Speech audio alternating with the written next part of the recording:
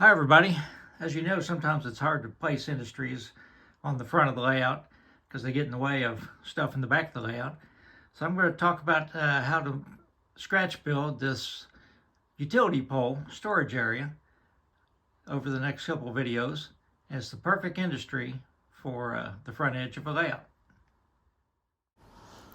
So I barely remember this place, but as I've told you before, Facebook is a good source of information. Guy used to work for the B&O, talked about all the industries that used to be served on the Water Street spur, and that's where I found out it was the Chillicothe Telephone Company. All right, we've got telephone poles on the left and electric poles on the right down through here. So you can see the electric poles are a lot taller, a lot bigger diameter, a lot stronger poles in general. So I'm modeling the Chillicothe Telephone Company, so my poles are going to be more like the ones on the left. So this is back behind my house. On the left is your typical power line that runs the houses and things. The middle is a transmission line, wood pole, and on the right is a steel pole. In general, you could say that the higher the voltage, the taller and stronger the pole. So poles have a code. Brown is the name of the company that treated the pole, April of 1999. It's a southern pine. I think it was treated with the salt treatment. That's these green poles you see now. They're treated with the salt treatment. They're not using creosote anymore. 45/4. It's 45 feet tall. Strength class is 4. They go from 1 to 9. 1 being the strongest, 9 being almost like a toothpick. You might get like a utility light on it or something like that in somebody's backyard. KU, Kentucky Utilities, that's who owns this right away. Here's a couple pictures I found on the internet of more modern pole storage. It looks like they're made out of concrete. See, it's just on a gravel lot. Pretty well maintained. It's surrounded by a fence. The area I'm modeling was nowhere near that fancy. Notice these poles are a lot lighter color too. They're not creosote poles like there were in 1980. So I already have the one done on my layout, but to sort of do the tutorial, I'm going to build it on this little piece of foam. That way I can rotate it around, show you what's going on. That's just 1-inch foam. That's what I use for my scenery base. Painted it with the same color latex paint that I use for my base, ground cover, I guess. I cover that with different foams and gravel and stuff like that. So the area I'm modeling, again, all the poles were creosote. So skewers make really good poles. You can get if you can find these little skewers. These are some 1/8" dowels. I think I got them from Micromark, if I remember right. Anyhow, that's more the size of like a transmission pole. And so I'm going to use those for the slanted, poles laying down because they have a lot of weight on them. They're going to have like 20 or 30 poles on them. But these are the ones for the poles. Now to color them, a friend of mine, one of my viewers, Scott, he models the South Shore up in Chicago. Really good modeler. I asked him how he colored his poles. And he said to get these wood finish markers. This is ebony, which is black, which is not really that good. But you can sort of dry brush it because creosote poles, especially down around the bottom, and the creosote drains on the ones that are standing, a lot of times they do sort of look black and they sort of look shiny. This is a red mahogany. The star was out of the walnut finish, which he recommended, so I just use those for my poles. So basically, it's real easy. Just have to make sure the tip doesn't come out. But you just, I just take them and I just, have to make sure it's gonna load on me here. They do dry up. They're sort of like the track markers that the Woodland Scenics makes. They'll dry up, those pins. But this is how I color the poles. And a lot of times I'll let them dry for a while and then I'll do another coat. This is still not going how I want it to. There, maybe now it will. Much better. All right. Just have to sort of, prime them a little bit. So this is how I color the poles. Then I cut them to 40-foot length, 30-foot length, whatever I want. And you can see I've got a bunch over here already cut the length.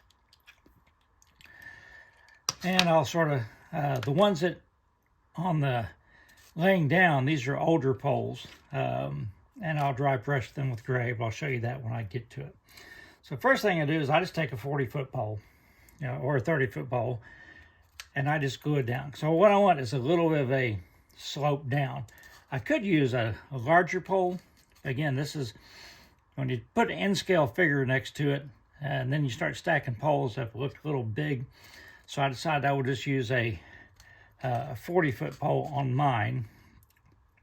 A little bit of taper on it. I sanded the taper on it before I stained them. And I just glue it down. So I'll glue this down, and then I'll come back and we'll show, we'll go from there. All right, so this is dry. So I've cut 5 of the little pieces, which are going to go this way. That's what the poles are going to rest on. However, I want to modify them just a little bit. These are the larger diameter dowels, like they were transmission poles. Now, they wouldn't put a brand new transmission pole there. It was one that they changed out. They cut it off. And, so this is 2 inches, but you can make them as long as you want. So I'm going to do 2 things. First of all, I'm going to file a little flat spot on it. Maybe, I don't know, I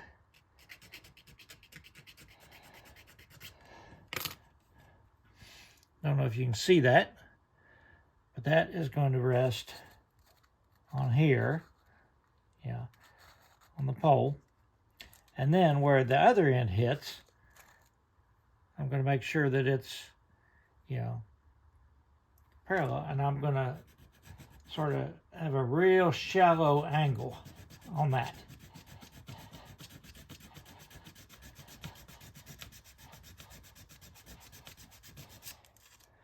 Like that. So when I lay it down, it's going to be like that.